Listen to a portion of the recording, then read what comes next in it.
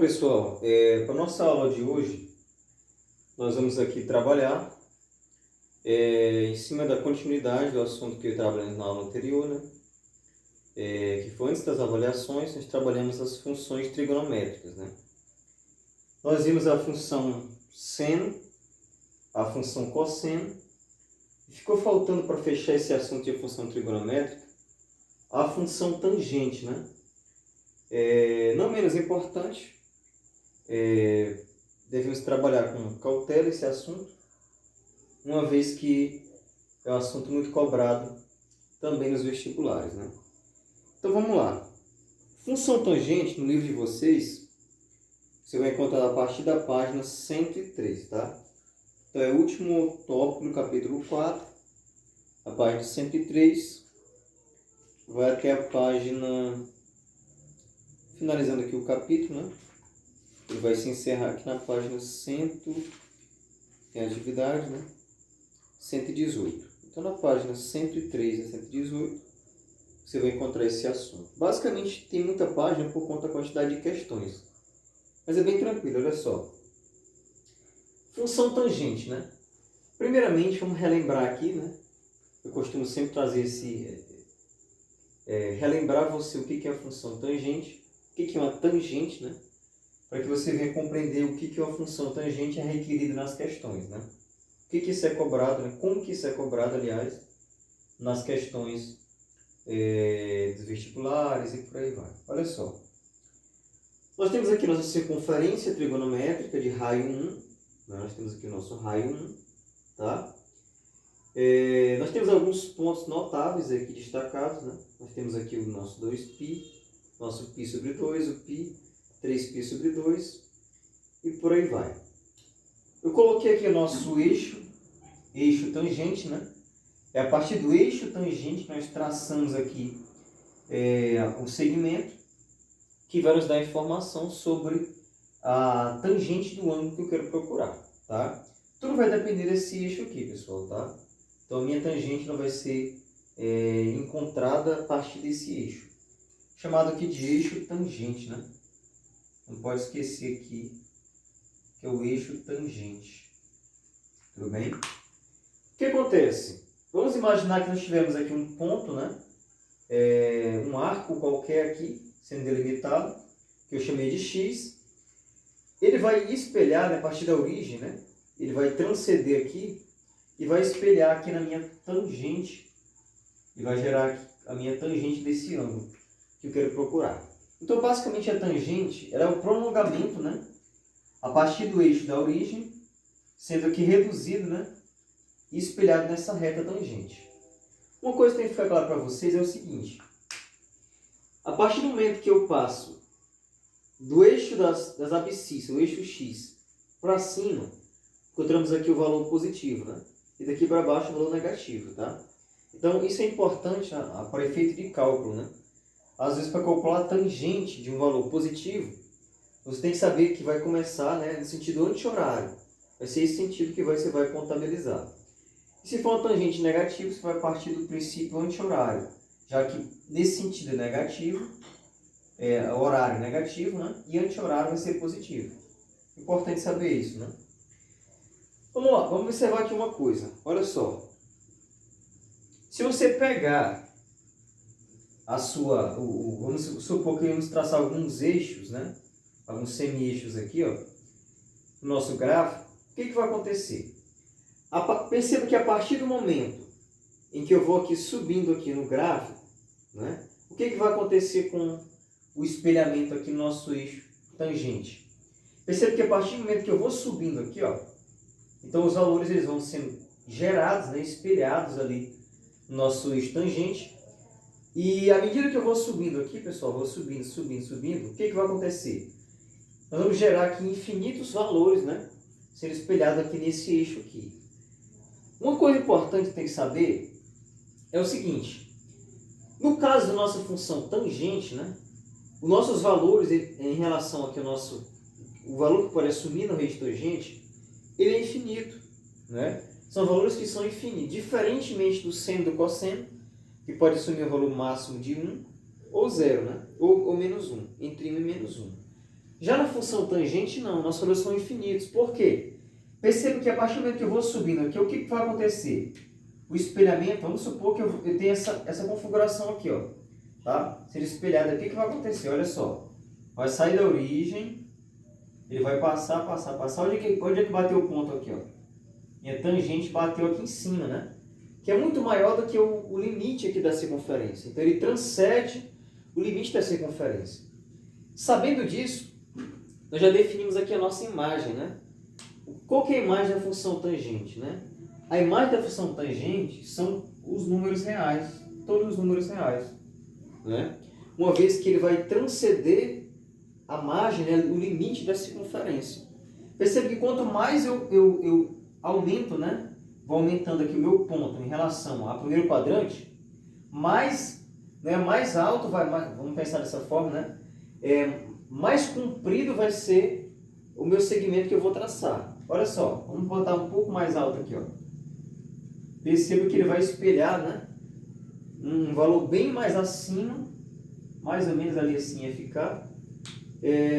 Quando eu vou, à medida que eu vou subindo aqui, aumentando o comprimento do meu arco, né? Quanto mais aumento o comprimento do arco, mais ele vai espelhar acima. Só que detalhe, perceba que quanto mais você vai subindo, vai aumentando. Vai aumentando. Mas quando eu chego aqui em π sobre 2, né, que é o nosso 90 graus, olha o que acontece. Lembra que eu falei que não existe tangente 90 graus? Eu falei em aulas anteriores, não existe tangente 90 graus. Por quê? Olha aqui a explicação. Por que não existe tangente 90 graus? Porque à medida que eu vou subindo aqui, aumentando o comprimento do meu arco, o que vai acontecer? Ele vai gerando valores lá no eixo, né? Gerando valores. Quando eu chego aqui no π sobre 2, que é 90 graus, o que acontece? Então eu vou gerar uma imagem aqui, ó, né? Ou seja, o que está acontecendo? Quando gerar π sobre 2, vai gerar isso aqui, ó, né? Então, ó, o espelhamento ele vai bater aqui, vai sempre crescer, ele nunca vai ter condição de chegar no eixo tangente, né? Ele vai gerar duas retas paralelas, ó, aqui e aqui paralela. Ou seja, quando ele bater em 90 graus, a imagem vai ser sempre paralela ao eixo tangente, ou seja, ele nunca vai ter condição de chegar, né? Como os outros gráficos aqui, ó, como o outro espelhamento, ó, ele sempre tocava lá. Ó. Por mais, ele aumentava de comprimento. Ele aumenta daqui, vai aumentando. Quanto mais eu inclino, vai aumentando. Mas quando chega em 90 graus, aí ele para de ter correspondente no eixo tangente. Então, quando isso acontece, nós dizemos que a tangente de π sobre 2, ou tangente de 90 graus, né, se falar em termos de graus, ela não existe. Né? Então, nem zero, ela não existe. Tá? Então, isso é a explicação para que você compreenda por que a tangente de 90 graus ela não existe. Por conta disso. Porque eu nunca vou conseguir espelhar, né? Quando dá 90 graus, eu nunca vou conseguir espelhar ele no eixo tangente. Por conta que ela vai ficar duas retas inclinadas, né? Então, paralelas uma à outra, né? Ou seja, nunca vai conseguir tocar. Então, nunca vou conseguir tocar nessa outra, já que elas são paralelas, né? Elas sempre vão crescer ali infinitamente. Tudo bem?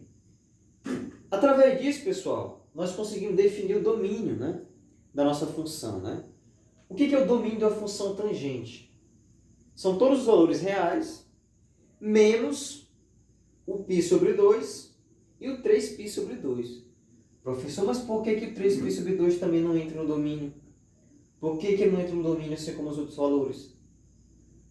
Lembra que π sobre 2, 90 graus, ele não entra, ele não consegue encontrar correspondente aqui no eixo tangente? Se você olhar e observar que na parte negativa do gráfico, nessa parte aqui, você vai ver que a mesma coisa acontece para o 3π sobre 2. Tá? Olha só. Se você pegar aqui o 3π, ó, aliás, vamos colocar alguns valores só para você entender isso.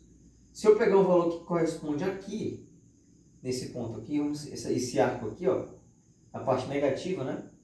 Ele vai gerar uma imagem aqui, ó. Vai gerar uma imagem aqui no nosso eixo tangente, né? Então, à medida que eu vou avançando aqui, ó, cada vez mais longe vai ficar. E quando eu chegar aqui, ó, que der esse ponto aqui, esse arco aqui, ó, 3π sobre 2 ou 270 graus, vai acontecer a mesma coisa que π sobre 2. Estão conseguindo ver isso daí? Olha só. Eu falei para você que quando chegar em π sobre 2, ele vai continuar crescendo ali, ó. E esse arco aqui nunca vai tocar nesse. Nunca vai ter uma inclinação que dê para tocar.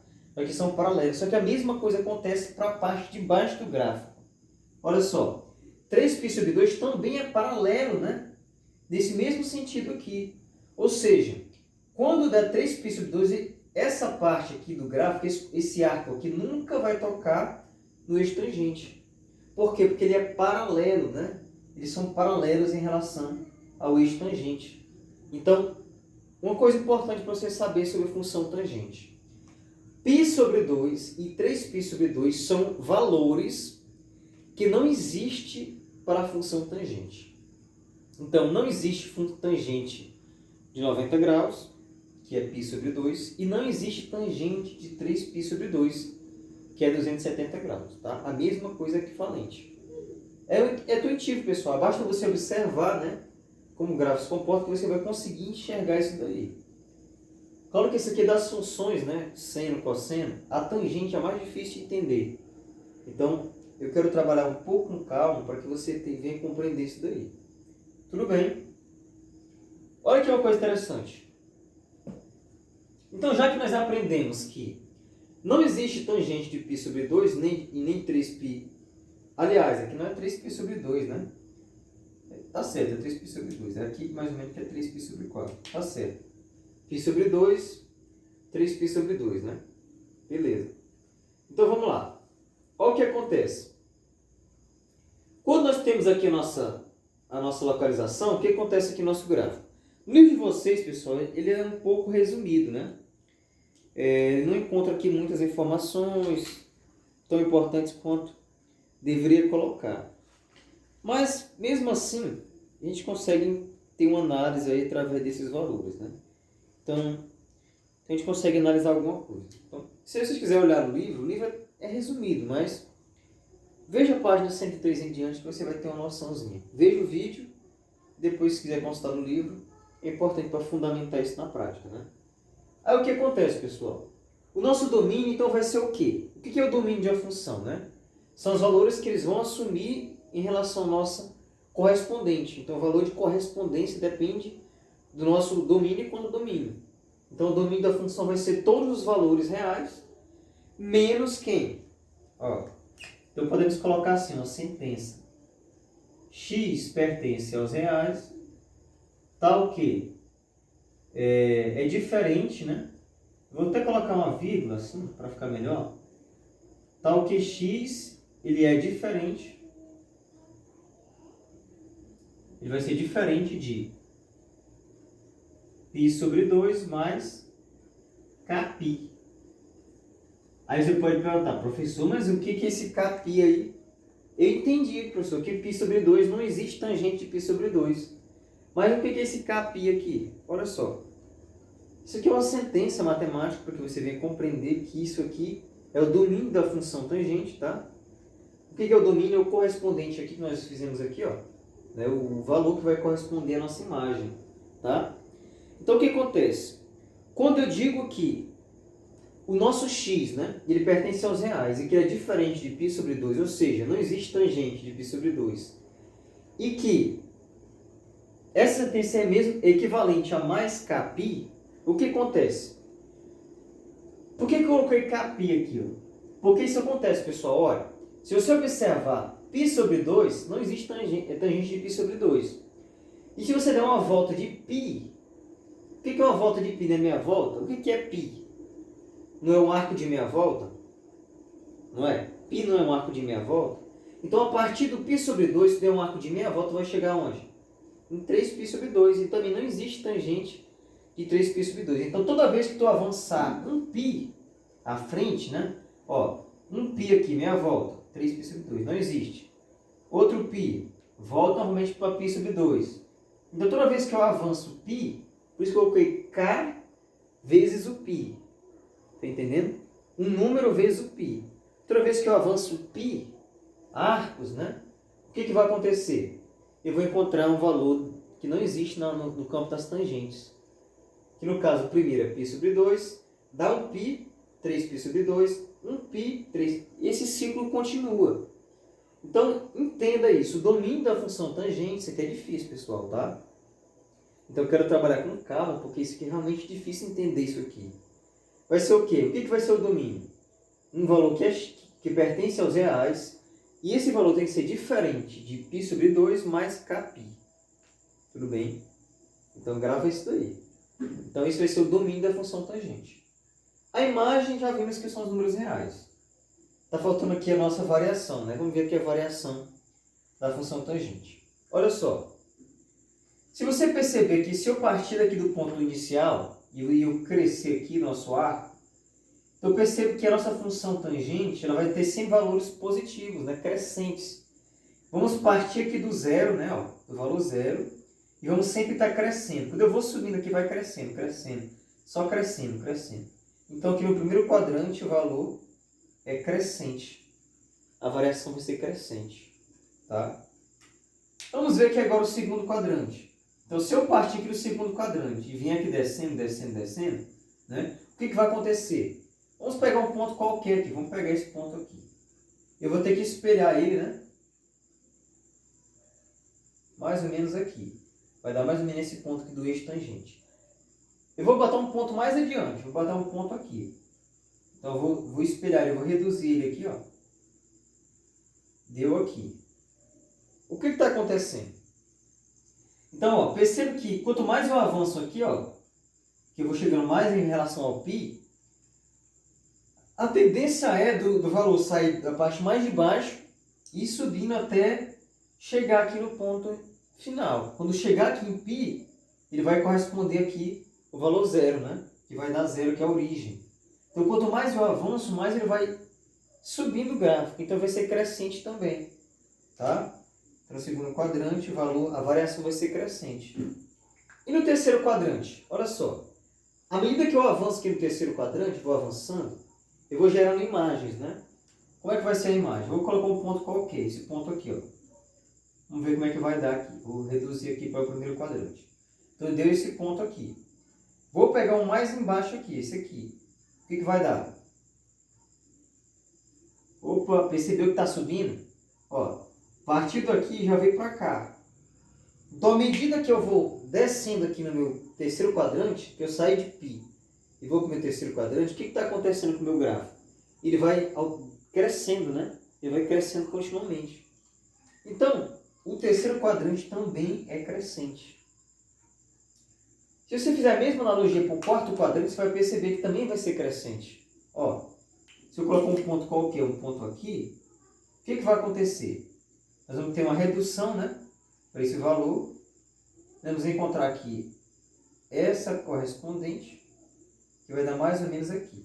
Se eu pegar um ponto mais aqui, ó, vai gerar esse ponto aqui. Então, ele vai crescer. Então, pessoal, fica claro que a variação dos nossos espelhamentos aqui gerados, nossos segmentos gerados para a função tangente vai ser sempre crescente, tá? Sempre crescente. Não esqueça de que π sobre 2 e que 3π sobre 2, né? A função não existe, tá? Então não existe tangente de π sobre 2 nem 3π sobre 2. Mas o resto tudo vai ser crescente, tá? Ele vai sempre crescer aqui no nosso eixo tangente. Tudo bem? E assim, pessoal, dá para perceber também o sinal, né?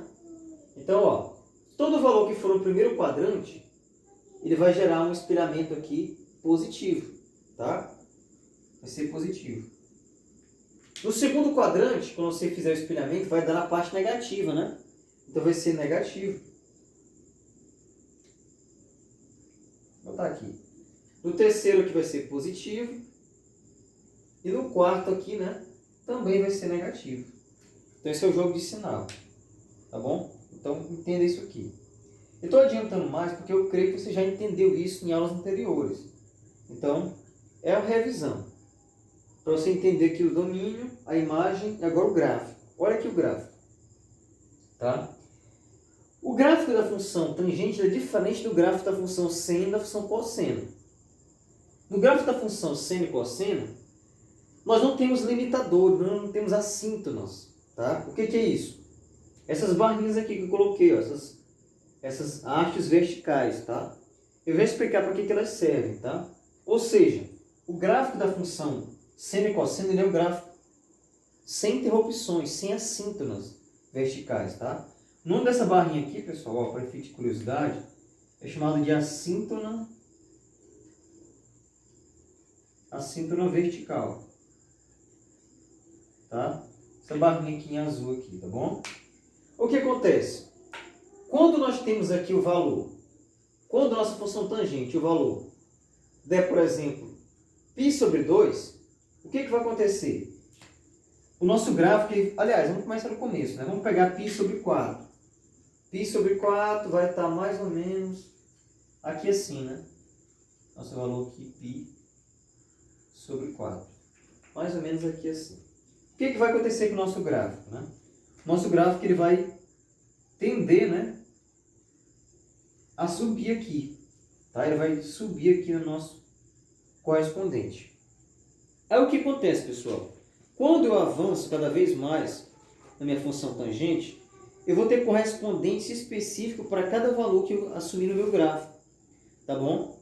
Olha só, quando nós temos aqui o nosso π sobre 2, π sobre 2 não, pessoal, π sobre 4, onde é que está aqui no gráfico? Está mais ou menos aqui, né? Então é um valor que é maior do que 1, né? Ó, o 0 é aqui, ó, valor 0. Vai crescendo, então vai ser maior do que 1. Então ele vai partir daqui, ó, dessa parte aqui, e vai subir. Ele vai ter uma subida aqui, tá? Quando ele chegar onde? Quando ele chegar em π sobre 2, tá? Eu aconselho que vocês peguem lá na página 105, abre na página 105, tem um gráfico interessante, que você pode até pegar dele um pouquinho, né? Aliás, 104, que está no gráfico, você vai visualizar isso aqui melhor, tá bom? 104 e 105. Aí o que acontece? Quando eu vou avançando aqui, pessoal, que eu chegar aqui próximo de π sobre 2, o que vai acontecer? Eu não posso emendar aqui. Por que eu não posso emendar aqui o nosso valor, nosso gráfico? Porque não existe tangente de π sobre 2. Então eu não posso simplesmente atravessar o outro lado. Mas percebe que à medida que eu vou avançando, ó, π sobre 2, π sobre 6, e cada vez mais vai avançando, a tendência do meu gráfico é de subir infinitamente, né? Ele vai subindo, vai subindo, subindo, subindo, né? Já que a nossa tangente aqui, ela é infinita, não tem valores para a imagem, né? Então ele vai subindo infinitamente ali. Só que ele nunca vai chegar aqui em π sobre 2, né? Por quê? Porque não existe a tangente. Então, à medida que vai avançando, ele vai subindo, tem esse formato. Aí, cada vez mais, pessoal, o que acontece? Ele vai avançando cada vez mais, de forma que ele venha ter essa configuração aí. E quando ele chegar aqui, né, que ele ultrapassar o π sobre 2, que ele venha para a parte de cá, do segundo quadrante, não é? O que vai acontecer? Ele novamente vai crescer, né? Ele vai sair da parte de baixo aqui, ó, e ele vai crescer novamente, né? Então esse ciclo ele vai sempre continuar. Então ele vai crescer, crescer, crescer, né? Só que detalhe, quando ele chegar aqui em 3π sobre 4, mais ou menos aqui assim, olha o que vai acontecer. Ele vai encontrar um correspondente para o valor de π. Aliás, deixa eu só reduzir aqui, ó, que tem um π aqui sobre 2. Tá? Ele vai chegar em passar o π sobre 2, ele vai crescer, né? Vai passar aqui no valor. Deixa eu configurar aqui o gráfico.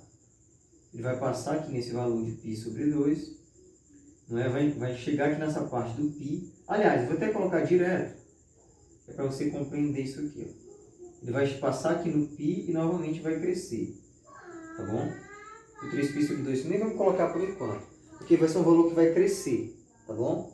Então, o que acontece? O gráfico ele vai ter essa característica aqui, pessoal. Tá? E quando chegar em π, o ciclo aqui termina. Então, o ciclo ele vai finalizar aqui em π. Que ele vai dar como se fosse uma volta completa, né? Desde que ele transpassou aqui o π sobre 2. Tudo bem? Então, é uma coisa interessante para você observar, tá? O meu gráfico ficou meio bagunçado, mas olha o gráfico da página 104 que você vai entender direitinho o que eu estou falando, tá? O gráfico tem essa configuração. E aí, como é que acha o período desse gráfico? O período vai ser o quê? π.